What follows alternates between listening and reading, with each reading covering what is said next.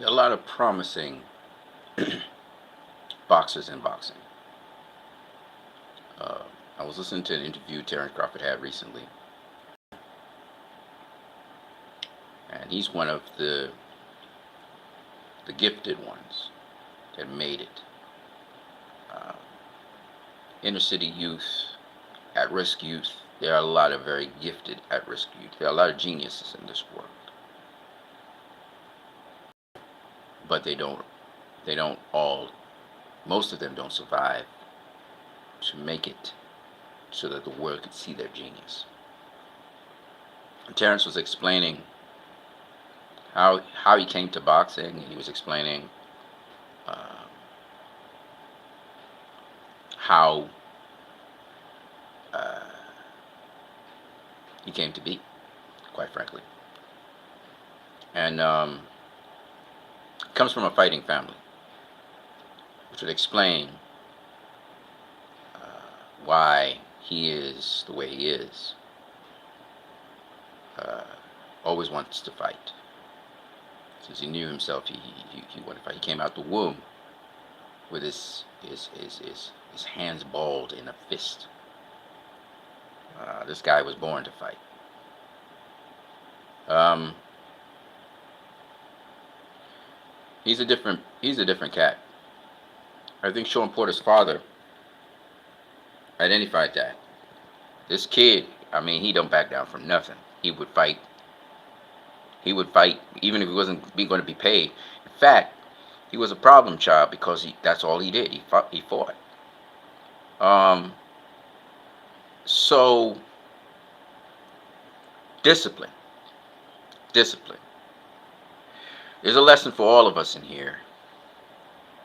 To be the best calls for discipline. Boxing is a sport. I was listening to Joel.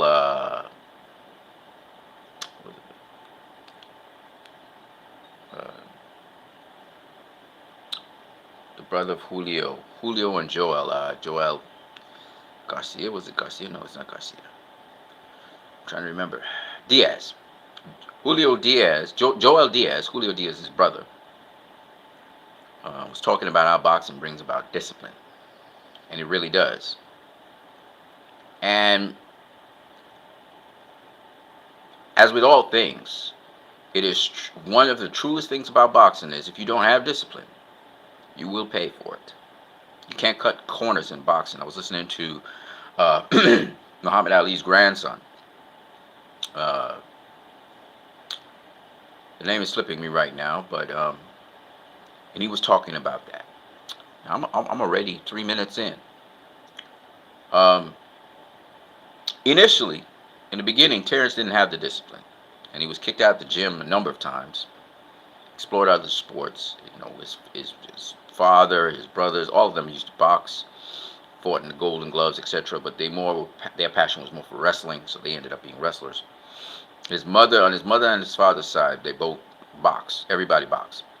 So it wasn't strange that Terence was born with fighting in his blood, and wherever he looked, people fought, whether it's professionally or otherwise. So this is not a surprise that he becomes a product of that. Um,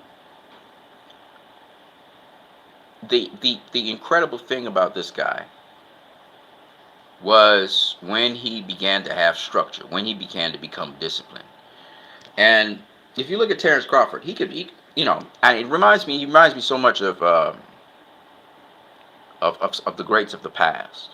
Um, of recent memory, of course, Floyd Mayweather, but of the greats in any sport, we're talking the Kobe Bryants, the Michael Jordans, the LeBron James, the work ethic.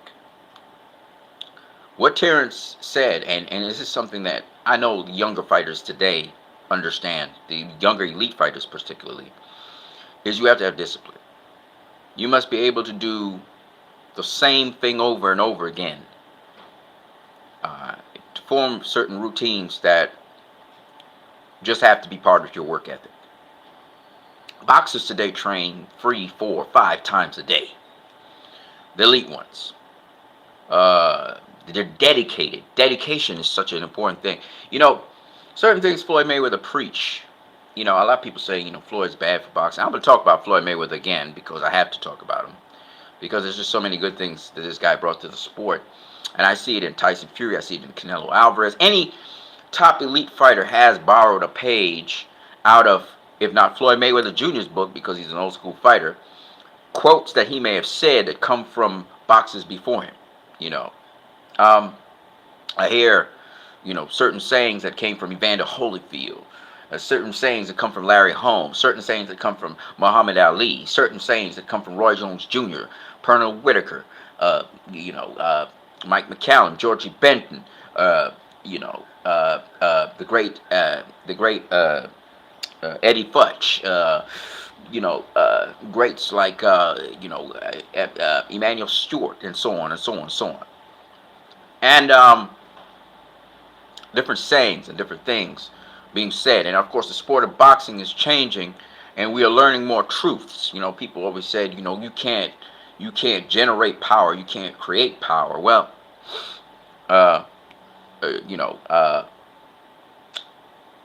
you can't say that. You can't say that anymore because uh, the trainer for Errol Spence and Jamel Charlo, his name escapes me. I know it's James, something James, Derek James. Derek James said that you can create power from a boxer who is not known as a power puncher, and he's done it with Jamal Charlo. He continues to do it with Errol Spence. I know Teofimo Lopez, he wasn't known as a power puncher, and now he's generated power. So there is a way. They say you can't create power. You can. You can. And so there are a lot of things that were once called truths, which are not called truths. Coach Barry Robinson, one of the greatest people in my life, who I don't follow his regiments and stuff. He's on IG mostly, but this man has disproved a lot of things that are said to be truths in boxing. All right. Anyways, I digress. Back to Terence Crawford. Terence Crawford's a very special fighter, and he's going to go down in history as one of the greatest fighters of all time. I don't know what he's going to use as his motif. Floyd is the best ever. That's his motif, and he lived up to that. I don't know what Terence Crawford is going to do, but he is one of the greatest fighters of all time. People say that Andre Ward is overrated. I don't know where they got that from, but another one of the greatest fighters of all time is Andre Ward. Okay? And it's a pity he never really got to really truly showcase his tremendous skills against another all-time great. I mean, he had the Kovalev fight and the Carl Froch fight, but he didn't really have all-time greats. Chad Dawson beat Bernard Hopkins. He beat him, but Andre Ward was an incredible fighter. And if you ask me, again, a lot of times when we talk about great fighters like Tyson Fury, for example, I like to say it like this. You got the eye test. Now, what is the eye test? The eye test is this. I look at a fighter and I see what kinds of skills he brings to the table, what kind of IQ he brings to the ring, or smarts. I look to see what his training in his corner and what kind of advice his corner gives him, what kind of eyesight his corner has, what do they perceive happening in the fight. I look at how the fighter, addresses his competition, what kind of level of competition the fighter's facing. Okay, so when I talk about the eye test, I'm taking all these things into account when I look at fights. Being that I also fight myself, I'm able to see what this fighter's doing, how effective he is, and so on. So it's from that perspective that I come. So when I say the eye test, I'm not just saying that as a verbiage, but literally as this is what this fighter is doing in the ring. And this is how successful he is. And I can actually tell you the fighter's style. I can tell you what he does well. I can tell you what he doesn't do well, and so on and so on. So when I talk about the eye test, I'm not bullshitting nobody. I'm not just saying it's the eye test. No, no. I'm going to tell you, I'm going to break it down and tell you what this fighter's doing, what he's about in the ring, and I'll be able to, explain to you what I take from it and what's his approach and everything. So when I say the eye test, I'm talking about the skills, I'm talking about the ring IQ or the smarts, the knowledge, how this fighter uses that knowledge in the ring, and his corner. Okay? When I talk about the eye test, so I can break down for you why this fighter is a difficult fighter for anybody or whatever, and what it might take to beat this fighter, etc. With respect to, and they have keys to victory usually in every single fight, and usually the keys to victory have to do with what a fighter does well and what they should do for them to win the fight, and then what the opponent should do for him to win the fight. Okay, so these are the kind of things that when you talk about eye test, this is what we're talking about. Now, when you talk about resume, people talk about greatness, and greatness is a thing I think is pretty subjective. Um, so here's what I would say about Terence Crawford's resume. His resume isn't the greatest resume in all boxing right now in this era. It's not. But when you look at how he dispatches his opponents, especially of recent times, and the level of opponent that he's dealing with, some opponents he's doing what he's supposed to do. But take, for instance, the Shawn Porter win, where he dropped Shawn Porter twice. Say what you weigh about Shawn Porter's mentality, whatever. Shawn Porter was given 100%. He dropped Shawn Porter twice. Whether you think he stopped Shawn Porter or not, well, obviously his father called the fight. But whether you think Shawn Porter could have gone on or not, he did better than Errol Spence, and he dropped Shawn Porter twice. And this is a Porter who was motivated, you know, and pushing. All right. Now, with respect to Bud, Bud hasn't at welterweight hasn't faced the most sterling competition. He's faced Kell Brook. Kell Brook's a very good fighter. I gave him all credit and props for how he caught Kell Brook, how he walked Kell Brook into that check hook / jab, whatever that is, right check hook, jab, and put him down. He stunned Kell Brook because Kell Brook was stealing right hands. He was starting to really zone in on Terence. Terence was trying to get that hook in on him for the longest while, and then he got him with the hook. And Kell Brook never saw the hook coming, right? Um, and Kell's a very, very competent, very good fighter, and strong too.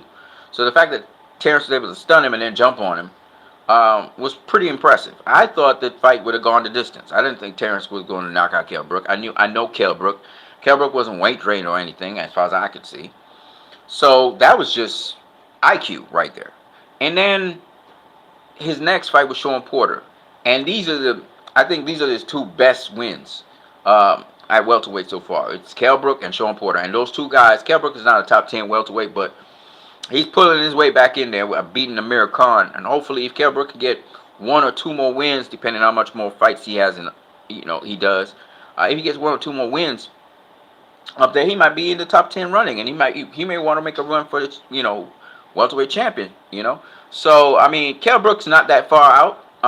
He's probably top 15 right now in the welterweight division, but he could end up in the top 10 with a good win against a guy like Conor Benn or some welterweight out there, and beat them. I think he's looking to face Chris Eubank Jr. for another payday. We'll see. But he was in tremendous shape against Amir Khan. Amir Khan was kind of at the end of the line as well, but nonetheless, he was in tremendous shape, and he looked very good against Amir Khan. So he could be in the running. So Kell Brook always, to me, was a quality guy. So we'll see what happens with Kell Brook. But what I'm saying is, Terence Crawford, he finally got two, decent names under his belt, and it looks like Keith Thurman wants to face Terence Crawford also. And I personally think that's a good fight for Terence Crawford, especially before the Errol Spence fight. He should have a fight in. I don't think he had any fight this year, so I think that's a good fight for him. And if he can get a good win or a stoppage or something of Keith Thurman's vulnerable to the body with certain shots. He throws certain shots when he's throwing his right hand. Sometimes his liver area is unprotected and you can catch it, right? I'm not saying Keith Thurman is soft to the body or anything like that, because he never went down. Nobody's ever knocked down Keith Thurman except for Manny Pacquiao. And so Keith Thurman's not necessarily soft to the body. It's just Louis Collazo exposed that if you time him right, you can catch him with a shot underneath that in that area, and you could hurt him, right? And It's been duplicated now. Luis Collazo did it, Manny Pacquiao did it, and Mario Barrios did it.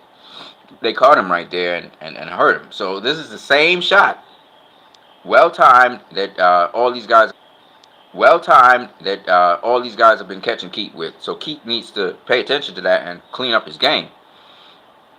But I would love to see Terence Crawford versus Keith Thurman next. Like I said before, Terence Crawford is a very special fighter. I think he's going to be the next big. I think pound for pound, people talk about Canelo, but I'm really firmly of the belief when it comes to the eye test that Terence Crawford is the best fighter on the planet right now. It's not Tyson Fury. Tyson Fury is fabulous. All right, Tyson Fury is fabulous, but I think Terence Crawford is better than Tyson Fury. I definitely do. Um, because Terence Crawford, whether you're taller than him, whether you're longer than him, whether you're faster than him, he gonna get you. All right. Tyson Fury, still depends on his size and his height a lot to bully guys around, use his weight and use his size. But with Terence does have a good reach, but he's fought guys much taller, much longer than him, and he's beaten them. Okay, guys quicker than him and all that, and he's beaten them. So Terence Crawford is a fighter who, and I think Terence Crawford is more developed, more skilled as a southpaw or as an orthodox fighter. I think he's much more skilled. He has much more nuance to what he does, and I think Tyson Fury is more basic compared to Terence Crawford. Again, eye test skills I'm talking about. But Terence can give you several different looks. Fury mostly uses a sort of extended guard and the shell, but Terence can give you many different looks. He has many different rhythms. His upper body moves independent to his lower body, which is another crazy thing I've seen.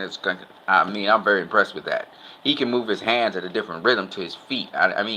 When I say that Terence does some weird things, I can't explain it. He's very rubbery, very plastic. Terence can take a shot. Hasn't been dropped like Tyson Fury multiple times. Does not really make a lot of mistakes either. It's, again, all-round game. I think Terence is the most skilled, currently the most skilled boxer out there. Jerome Ennis is also very skilled. I'm looking forward to seeing what he does, how he brings it to the table. Again, very natural fighters. People always say that Floyd was very natural in how he fought. Well, Terence Crawford is very natural, and Jerome Ennis is very natural at what they do. Not herky-jerky like Tyson Fury, not rehearsed like Canelo Alvarez. You can tell Canelo Alvarez studied. He's a scientist. He rehearsed a lot of things he does. Not to say that he don't have gifting either, and he's not as fluent as Terence Crawford. Terence Crawford is very fluent. Jerome Ennis is very precise, but very fluent as well. Floyd Mayweather, the same thing. It's like you're taking a walk, So what I'm saying is, Canelo got the resume. No doubt about it. Hands down, Canelo is the most, I think Canelo is the most decorated fighter in boxing today, right now. Okay? Canelo Alvarez, hands down. But if you got to talk about the next highly decorated fighter in boxing right now in the pound for pound list, it is not Naoya Inoue. It is not Nonito Donaire, and he's got an impressive resume. It's Terence Crawford. Okay, it's not Alexander Usyk. Even though Alexander Usyk had a hell of a win against Anthony Joshua, it's not him either. It's Terence Crawford. He's next, I think. I think Terence Crawford is pound for pound #1 in the world via the eye test. But if you're talking about pound for pound, incorporating everything, it's Canelo, right? So, and Canelo's going to be taking on Dimitri Bivol. And I'm going to talk about that a little bit, what Eddie Hearn let out of the bag. And I'm wondering if it's going to be a fixed fight or not, because the way how Eddie Hearn talked about it. But what I want to say is that, I believe strongly, I strongly believe that Terence Crawford is a very, very special fighter. And yeah, Jerome Ennis is coming up on the wings, and you got Antoine Russell Jr. as well.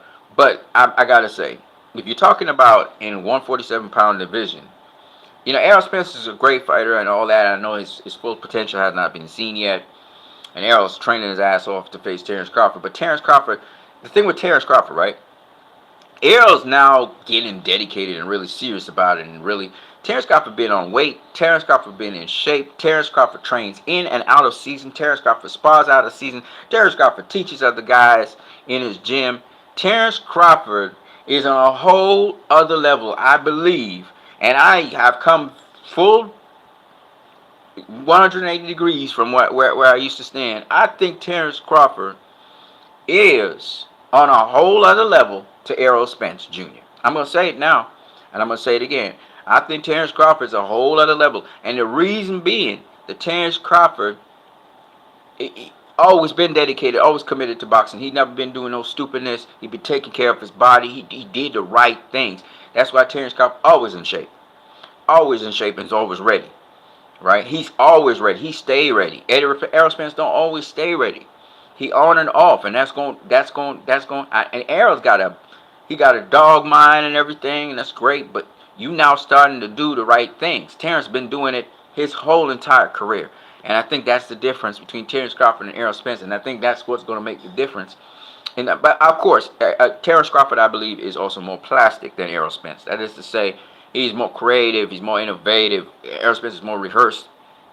But that ain't gonna change nothing. Now, some people believe that Errol Spence he gonna bring the heat on Terence. I don't think so. I think Terence can make adjustments and adapt. And I just think he's a whole other different level of fighter. And I think he was born that way. Like I said before, Terence Crawford was born to fight. You know, he can outdog you if he needed to. Terence can do whatever he wants to do in that ring, I believe. And besides that, I hear he's a very good wrestler too. So he could lock up if he want to lock up Errol. He don't want Errol to throw no punches on the inside. He just lock him up, just like what he did with Shawn Porter. He's strong. He's a wrestler. You know what I mean? So I just think that Terence Crawford is a very special fighter, and I'm on board. I believe whenever Errol Spence faces Terence Crawford, I was thinking to myself, but when I listened to the interview, I was like, nah, this dude is the real goods. He don't leave no stone unturned. He keeps on working. Now I'm not underestimating Errol Spence. He's got a dog mind and everything, but I just think that you had to put in the work. You can't be cheating like that. You have to put in the work. You got to be putting in the work every day. And it's the guy who put in the most work. The guy who works harder than everybody else, he's going to win. He is going to win. And he got gifted on top of that? No, he's going to win. So I think I see why a lot of people were always high off of Terence Crawford and believe that he would beat Errol Spence. Well, we'll see. I don't know. But I favor Terence Crawford, actually, in that fight if he goes up against Errol Spence. I favor Terence, and I love Errol. And Errol's a hell of a fighter, and he's a hell of a guy. But I just changed my mind. I just watched one interview with Terence Crawford, and I realized consistency. That's something Floyd Mayweather was known for. He wasn't the fastest fighter. He wasn't the quickest guy. He wasn't the hardest puncher. He wasn't the tallest guy. He wasn't the biggest guy. None of that. But what Floyd was consistent. He was consistent. All right? He was very, very consistent. He wouldn't, Roy Jones Jr. in his pound for pound days was more spectacular, more exciting, just more everything, right, than Floyd. But Floyd give you the most consistent. I remember Max Kellerman saying that. He's very, very consistent. And on top of that, remember, Roy didn't have hand problems. Floyd had hand problems almost his entire career. Pretty Boy Floyd was a beast. We all know this. Anybody who never seen Pretty Boy Floyd, just go check out Pretty Boy Floyd versus Arturo Gatti, Pretty Boy Floyd versus DeMarcus Corley, Pretty Boy Floyd versus Philip Endu, Pretty Boy Floyd versus Victoriano Sosa, Pretty Boy Floyd versus Jose Luis Castillo. The first fight with Jose Luis Castillo, you know why a lot of people thought that Floyd lost that fight? Because he was pot-shotting a lot more. They had never seen Pretty Boy Floyd pot-shot like that. And he was crashing Castillo early, and then he stopped crashing him, and he was kind of boxing him more. And I think a lot of people, never seen that with Floyd. He usually would just come and run you over or try and beat you down. But in this case, he had to fight off the back foot quite a lot. And, of course, Money Mayweather took that to a whole other level later on because he was fighting a lot bigger guys, just much bigger. You can't just clash with them guys. You got to safety first. So, I think people thought that he lost to Castillo, but of course, if you go and check out Sky Sports, they got him winning by, I think, 3-point margin, 9-3, 3-round margin, or I believe it was, some had it by the margin of 2 points. Okay, but anyway, enough of Floyd. Yeah, Terence Crawford, man, Terence Crawford. I'm telling y'all, man, that dude is special. He is special, and we're gonna see. Like I said before, I believe that Terence Crawford and Floyd Mayweather, Terence Crawford would beat Floyd Mayweather. For those of you who don't know, I said it. I mean it. I think Terence Crawford and Jerome Ennis would beat Floyd Mayweather. I think Floyd Mayweather was good for his era, the greatest of his era. I think Floyd Mayweather, the bar was raised when these young fighters saw Floyd and how Floyd applied himself. And I think that Terrence is the next. I think Jerome is the next. We're looking at a new generation of fighters. There's going to be a bunch of them. Errol Spence is going to be one too. You're going to have um, Devin Haney's and the Tanks and the Ryan Garcias and Cambosas. All these guys are big names, and they're gonna do their thing. But what I'm saying is, at the end of the day, at the top of the heap right now, how it's set up with resume and everything, I think Terence Crawford is going to be the guy at the top of the heap because of his resume and then his experience and the fact, I favor him to win over Errol Spence. I do, and I've come full circle because I'm telling you, I thought Errol would beat him. I thought Errol was too big for him. I don't think that anymore. And I also believe that Terrence just got that IQ, that smarts, and that adaptability and that rubberiness to be so creative on the fly, like Teddy Atlas said. That I think he's gonna tilt the scale in his direction because of that. And the dude always ready. He's always ready. Unfortunately for him, because he was with Top Rank, he didn't really get to get those big fights to show how good he really is. But we're gonna see it, and he's always ready. So I'm looking forward to Terence Crawford if he decides to fight Keith Thurman next, and then Errol Spence. I'm looking forward to it. I'm not ruling out Errol Spence from winning that fight. Let's just make it abundantly clear. I just favor Terence Crawford to beat Errol Spence. Of course, that's not what's going through Errol Spence's mind. Of course, how do you beat guys like Terence Crawford, like Floyd Mayweather, like I said before, and I'm going to outline it again. One of the things, you're not going in there trying to knock him out. You're not going in there trying to knock him out. You do have to go to the body to kind of slow them down a bit if you can get to the body. If they protect their bodies well, then it's going to be a problem. Gustavo Calindo, what's up? I used to believe that also, but dude really never fought nobody till Porter, and he's getting beat up all fight. Spence should take it easily. Resume versus resume. Spence wins. Resume is not. That's what I'm trying to tell you. I look at the eye test, and I'm looking at. I got to know a little bit more about Terence Crawford, and this guy born to fight, bro. I'm telling you, man. Terence is one of them guys that if he doesn't want to get hit, he's not gonna get hit. Okay. If you look at his fight against Shawn Porter, for example, Porter didn't do nothing to him. Porter didn't do nothing. The Porter that fought Errol Spence did more and was more effective against Errol Spence than Terence Crawford. Terence Crawford was locking up Porter when he wanted to. He was fighting him when he wanted to. He was controlling the fight. Porter was getting some shots in, but they weren't money shots. They weren't what Porter usually do to opponent. Just combobulate them. You look at Terence. Terence was very composed, and he was actually the one controlling the fight. And Porter started tiring because Terence was just taking it out of him. He was picking him, and he was having fun with him. So when his corner said, man, you losing the fight, Terence turned it up and just got Porter out of there. He was going to get him out of there. Y'all know that, right? It was just a matter of time. He was going to get him out of there. So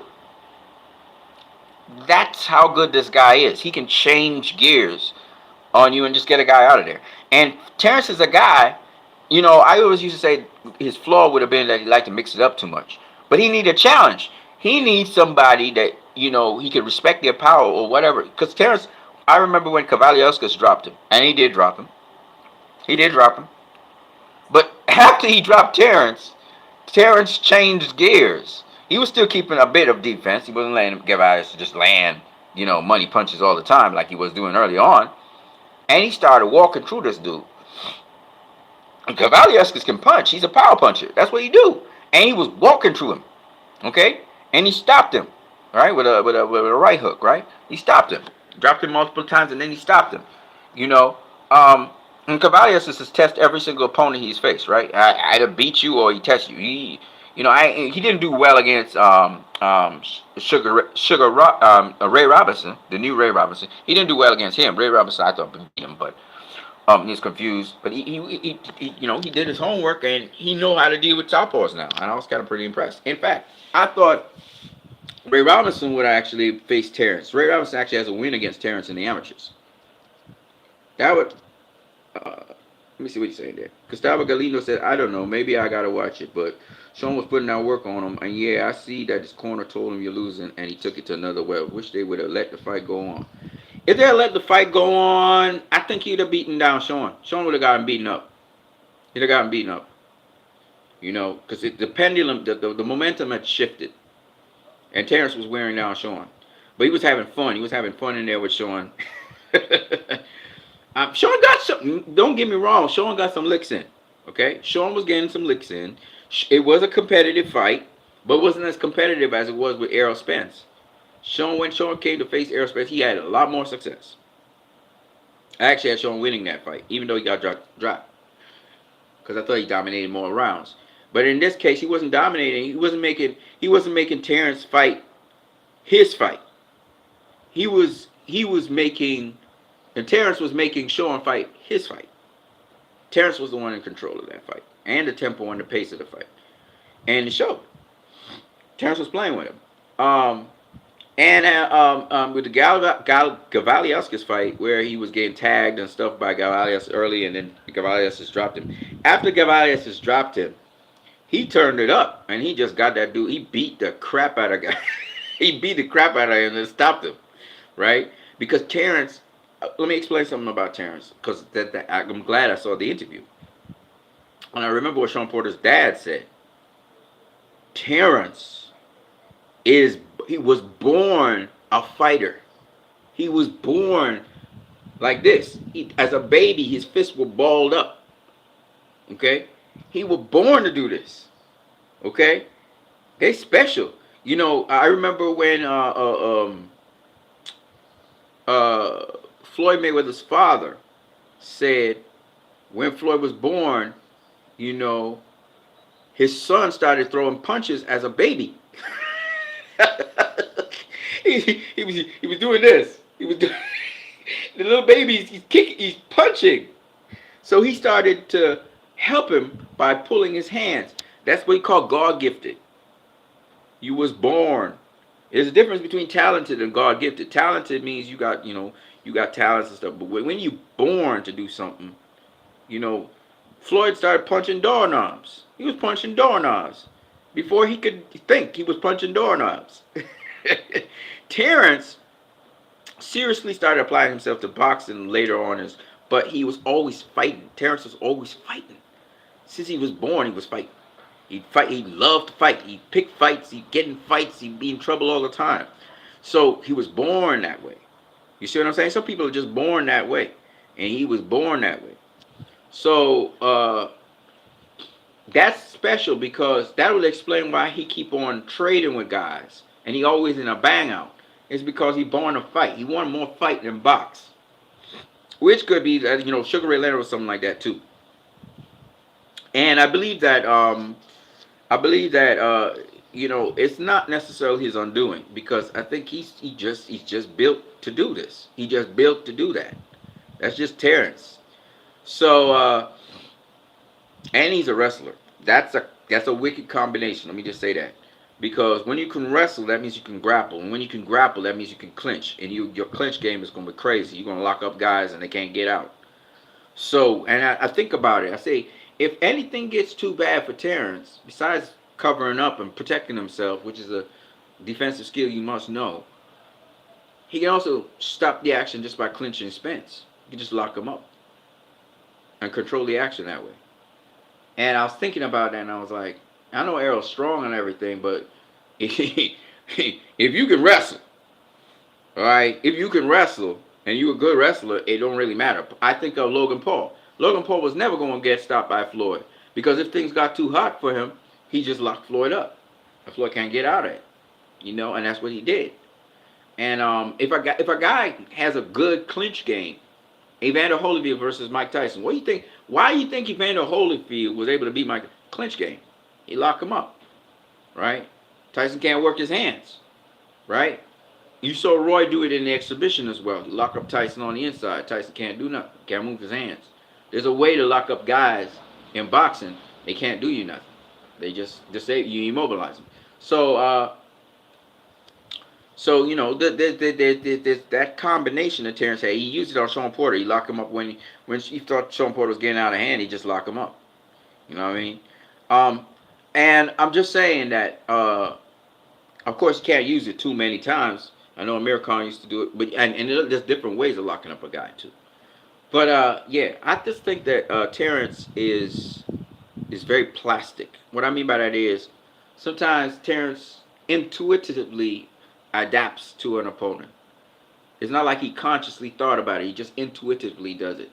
It kind of reminds me of Sugar Ray Leonard in that respect, because Sugar Ray Leonard would intuitively find an answer to a problem. Now, Floyd's a boxing scientist.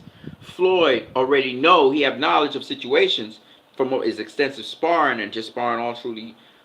So Floyd's more rehearsed. James Toney's another fluid guy, but he's not as intuitive as, say, a Sugar Ray Leonard or Terence Crawford. Terence Crawford is very intuitive. Floyd's not as intuitive as a Terence or a Sugar Ray Leonard, but Floyd is got so much knowledge that it don't matter what situation comes, he can make an adjustment, he can adapt.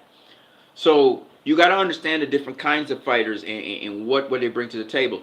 Roy Jones Jr. wasn't just intuitive. Roy took it to a whole other level. He was observant. He was very observative outside of boxing. He started looking at the animal kingdom and started looking at how animals behave, and he borrowed from martial arts, from kung fu, and from karate do, and from martial arts, where they observe the animals too. The Buddhist monks and stuff, they observe the animals. Well, he observed the animals as well, his chickens and stuff, and he adapted a style off of that. So he took boxing a whole other level. Roy Jones Jr. is just a whole other level of fighter, and this is something you have to appreciate about these guys. Pernell Whitaker had a defensive style I've never seen anybody use. It's a crossover between what Muhammad Ali used to do, going backwards, and some of the earlier fighters from earlier history. And that's Pernell Whitaker's own unique style. You'll never see nobody else do what Pernell Whitaker used to do. And, Georgie Benton did a little bit of it, but Whitaker just it made it a whole new thing. And you have to understand that's what makes these fighters special. And that's why I talk about the eye test so much. So with respect to Terence Crawford, you got to understand what makes him special, and that's why I say he's special. He was born to do this. It ended up being boxing, but he could have been in wrestling. He was a great wrestler as well. And Terence has this plasticity to him. Not only is he inventive, like he'll invent something new. Like I said, he didn't throw a perfect check hook on Kell Brook. It was more like a check hook kind of jab. It was like a hook jab. It was kind of in between, but it connected, right? And it was kind of intuitive. Even though he was practicing the shot, he kind of adjusted the shot to hit Kell Brook. So his goal was to hit Kell Brook. It wasn't to throw a perfect check hook or to throw a perfect shot. You understand what I'm saying? It was to be effective. And so the shot got there. That was the important thing. What kind of shot it was, we say it's a half hook, half jab, right? But really and true, it's just an inventive, adaptive mechanism. I know I need to hit him right at this point. That's my goal, and I get it there. You know what I mean? And that's the point with Terence. He's plastic like that.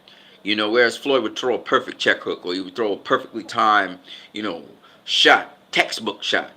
Terence don't throw textbook shots. Sometimes the shot is not textbook at all. You know what I mean? So, and that's what I mean by he's plastic. You understand? And that's something you can't really train for a guy like that. You would just have to sort of think like he thinks. So how do you beat guys like that? How do you beat a Terence Crawford? How do you beat a Shakur Stevenson? How do you beat a Tank Davis? How do you beat a Floyd Mayweather? How do you beat, Pernell Whitaker, Mike McCallum, Charlie Burley? How do you beat these guys?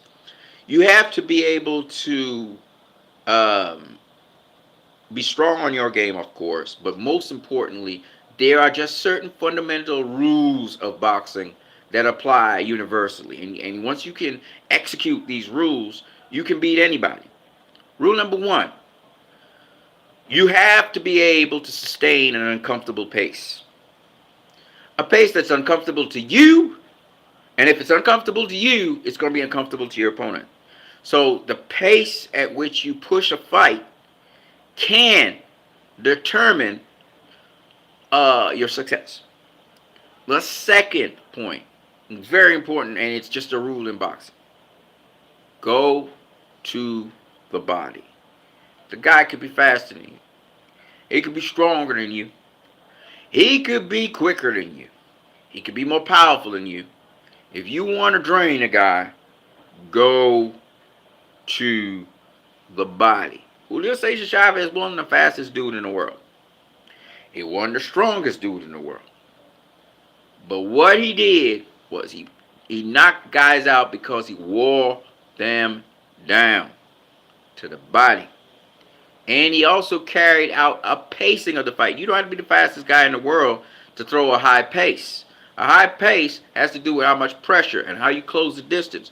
How intense you're coming at your opponent that makes them have to react to everything you do. If you're forcing them and you're forcing them to react rapidly, that's the pace of the fight. And then the other thing, all right? The other thing is very important. This is a very important point.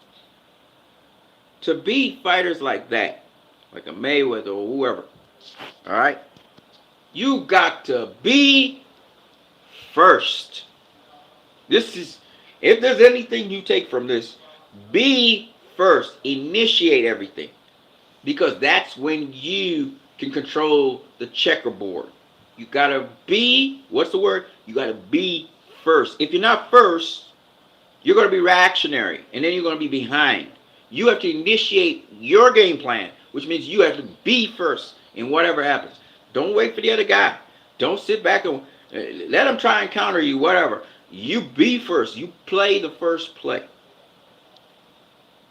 You set the tone for how the fight will happen. So Oscar Valdez, for example, going up against Shakur Stevenson, you be first.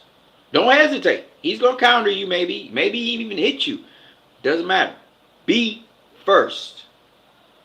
You, therefore, are able to set the tempo and tone for what the fight will be like. Otherwise, you'll never have it. They'll take the play from you and they'll control the fight. So you have a better chance of winning a fight if a guy's quicker than you, if he's stronger than you, whatever. Initiate. Tyson Fury versus Deontay Wilder. Tyson Fury came straight out of Deontay Wilder and attacked him in the second fight. He threw the first punch. He was first. You have to do that.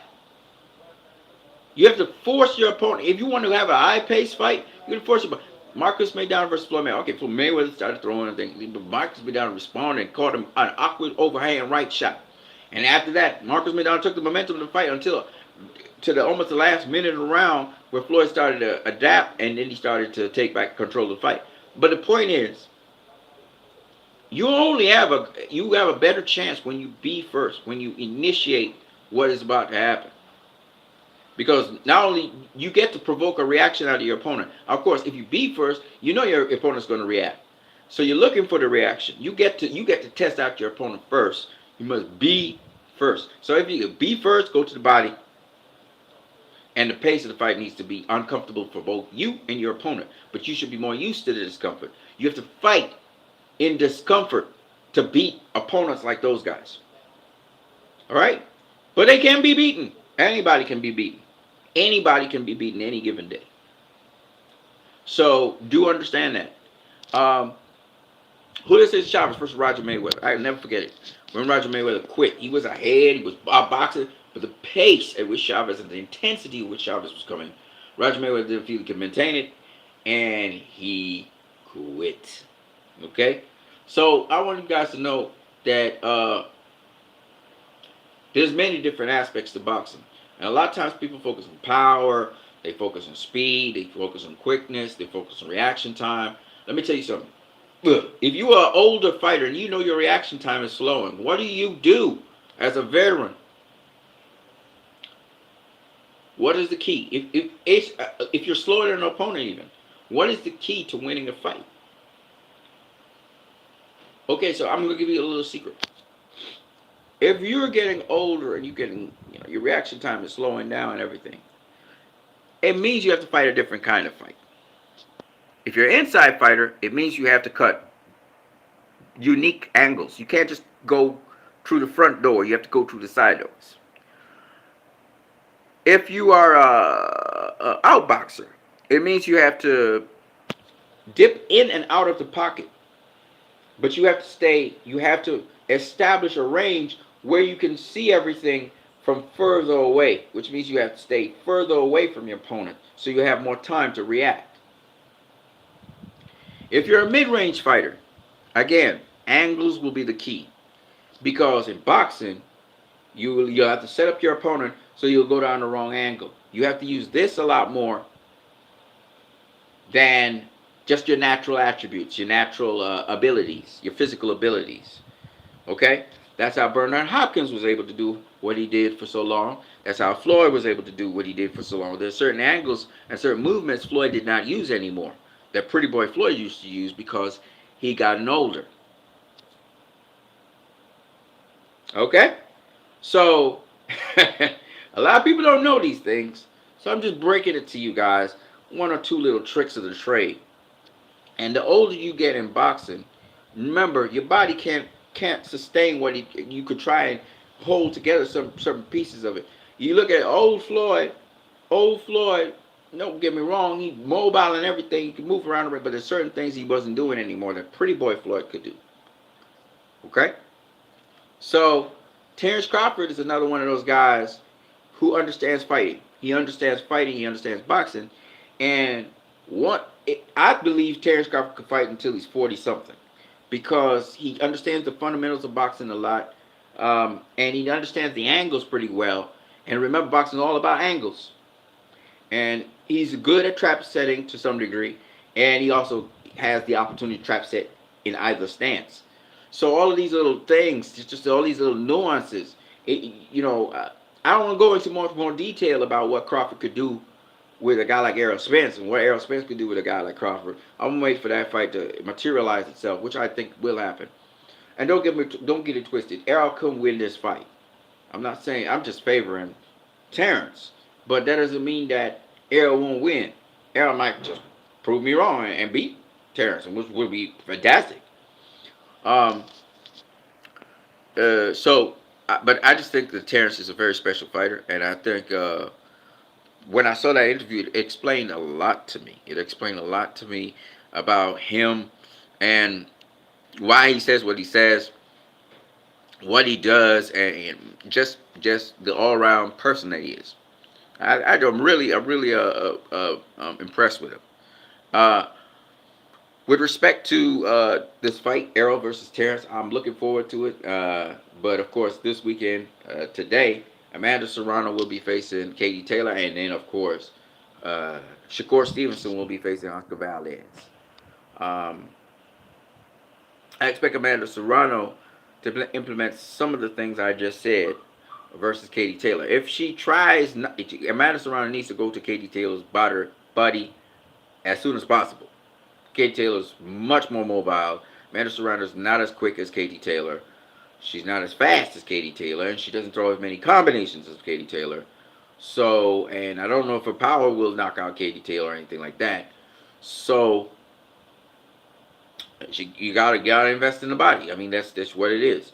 And depending on what kind of pace of fight we're dealing with, Katie Taylor had difficulty with Delphine Persoon because Persoon brought a unorthodox style as well as a high pace. Marcos Maidana versus Floyd Mayweather. Marcos Maidana gave Floyd Mayweather a lot of problems because of its pacing and also the awkward style that Marcos Maidana brought to the table.